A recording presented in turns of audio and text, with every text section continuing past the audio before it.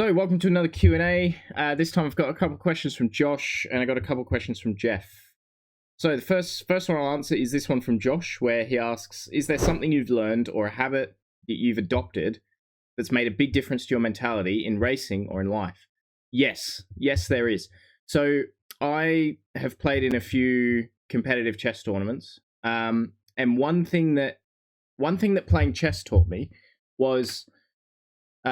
so in chess, when you're playing, you have to analyze every position for what it is. So after each move, you have a new position, and it's like a new starting point for you to analyze and figure out a plan moving forward. Now, what I take from that in racing, so if you imagine that position, it doesn't matter what's happened to get you to that position. You know, there's 1,000 different ways you could have got to that position, and there's no such thing as like momentum or it's not relevant. The position on the board is the position that you're in right now, and this is what you have to. This is your starting point from the present to everything that's happening from now. The past is completely irrelevant. It shapes the position that you're in now. Yes, like the moves that your opponent made created this position, but they have no impact on what your future decisions should be from this point moving forward. Now, what I take from that into racing is, let's say I'm in a race. It's maybe halfway through the race and I'm in 5th position, for example. I think a lot of people would be affected by, let's say they're in 5th position. A lot of people would feel a lot different if they'd started that race in 1st compared to if they'd started that race in 10th. Because someone who'd start that race in 10th, and moved up to 5th might go, look, I've had a really great race. They're feeling really upbeat, really confident. They feel like they've got momentum to take them even further up the field. Whereas someone who started on pole and has dropped back to 5th might have knocked their confidence. They might not be having a great race. They're making more mistakes because they're not in the best mindset. The way I view that is I'm in 5th place now. It doesn't matter if I started 1st or 10th. It literally does not matter. It's not like I've lost some positions, so I'm going to keep losing them, or I've gained some positions, so I'm going to keep gaining them. I'm in this position right now. What is the best that I can do from this point forward to the end of the race? Regardless of where I started, this concept of momentum I completely disagree with, because every moment is a new moment and is a point for you to make the best decisions to move forward from. And it's that concept that I learned playing chess, where you reset and you analyze each position after every move as a new position. Doesn't matter how you got there. I took that into racing, and that's really helped with, when I have if I've made a mistake in a race or something's not gone right, I feed off that and I go, look, it doesn't matter what happened. I'm in this position now. All I need to do is just make the best decisions from here moving forward. Josh's other question is, what does the next step look like for you? And is there a target series or a type of car you're aiming to drive? Yes. So my goal is to progress to the Hypercar, World Endurance Championship / IMSA, and to win the 3 biggest endurance racing events in the world in the Hypercar. So that's the 24 Hours of Daytona, 12 Hours of Sebring, and the 24 Hours of Le Mans. That's my goal. And what I'm doing at the moment in GT3 is the stepping stone towards that. Moving on to Jeff's questions now. So his first one is, how should I train myself to be able to catch a small amount of under/oversteer by entry speed or braking shape or something like that? So, yeah, catching small amounts of understeer and oversteer comes down to, I think, that the first thing people learn when they start racing, whether it's in go-karts or sim racing or whatever, is that when you start to oversteer, you countersteer. So if you're turning into a corner, if you're turning into a right-hand corner, you start to oversteer, you countersteer to the left to correct for the oversteer. And if it's a case of understeer, then understeer is hard to correct for. It's kind of a case of you just have to be patient and wait for the car to come back to you. In most situations, but going beyond that to actually catch them and maintain your minimum speed through a corner when you've got, say, let's talk about oversteer, for example, initially. So if you're entering a corner, you start to get oversteer. The first thing you need to realize is that when the car's decelerating, you've got more weight on the front, which generates or it shifts the balance of the car from it shifts it towards oversteer. Now, it doesn't mean it's going to be oversteery when the car's decelerating.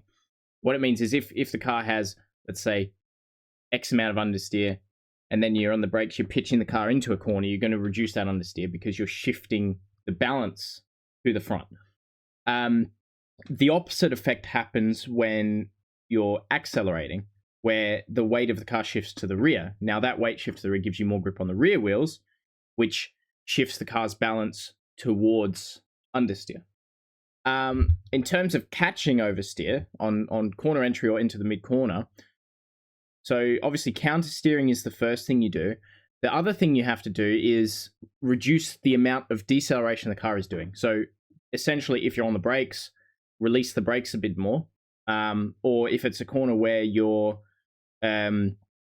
just lifting, then what you do is if it's like a high speed corner where you're lifting, you're moderating with the throttle, is you would stop coming off the throttle. You would hold it steady until the car comes back to you, or even apply a little bit more throttle depending on where you are in the corner. But the point is, it's about shifting the car's weight. So if you're starting to get oversteer, you want to shift the weight more towards the rear. So either by releasing the brake or stopping to release the throttle, because if you're releasing the throttle, the weight is still going a little bit forward. Or even in some situations applying throttle to shift the weight back. And in terms of understeer, if you start to get understeer is a tricky one to correct, sort of midway around a corner. But if you can, then you do the opposite. So if you're coming into a corner, you think, oh, I'm understeering a bit, you can, to an extent, apply a little bit more brake, not to the point where you start to lock up. This is quite fine adjustments. A little bit more brake to pitch the car, like increase the rate of deceleration to move the weight forward a bit more. That will put some more weight on the front wheels and give you rotation. If it's a case of, again, take a high-speed corner, for example, where you're just lifting, you would be a bit more aggressive with your lift off a bit quicker to try and make the car rotate. Again, it comes down to weight transfer, because if you're lifting, you lift quicker, you're going to put more weight to the front. This is obviously sort of in conjunction with what you're doing with the steering wheel. But it's a combination of the two that, the steering wheel is what you tell the car to do.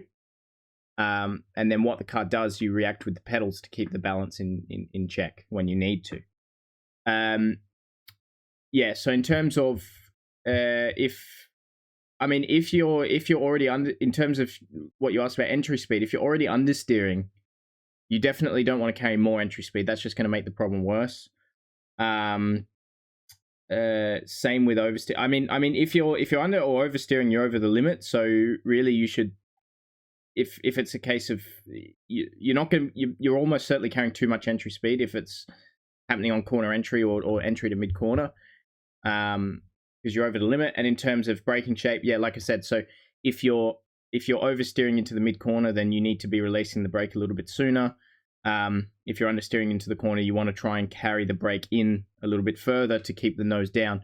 Obviously, this is all as long as you're not locking up, because if you start to lock up, then all this goes out the window. So it's a lot of fine adjustments, but it all comes down to this balance between weight transfer and what you do with the steering wheel. So Jeff's other question is about, it's essentially about, so when he's asking about when he races high downforce cars, he's heard that you need to hit the brake pedal hard coming to heavy braking zones, but some of the esports pros don't do that. They brake quite soft initially. Yes, this is true. The reason is, and I'm assuming you're talking about iRacing here. This is an iRacing thing. When one of the things, iRacing is very good. I really like it. One of the things that it doesn't simulate properly is the way that the tire interacts with the asphalt when the tire starts to heat up or is under heavy load. So if you look at any real life racing, yes, you hit the brake really hard initially and then you bleed off. That's because when you've got downforce on the car, the faster you're going, that downforce generates grip. And that grip means you have more braking potential. Because the tires have more grip to give you. Yes, you're going in a straight line, but the tires have a lot of grip at high speed, so you can use that initially on the brakes. Especially with, you know, the more downforce the car generates, the greater that effect is. But it's so in reality, yes, you hit the brake and it's like a triangle. You hit peak, boom, and bleed off. As the downforce comes off, your brake pressure also does, because as you're slowing down, you're losing downforce. Means the tires have less grip, and so you can't brake as hard. So that's why you go brake and then bleed off. In iRacing, you'll see sometimes people are quite soft coming on the brake and then will bleed off. That's, like I said, it's an iRacing thing where if you put too much load on the tires too quickly, the surface of the tire heats up too quickly and then you lose a lot of grip. That's not something that's the case in real life. It's a little bit of an iRacing thing, how sort of soft some of them break. But that's why. So if you're on iRacing, I think you still need that.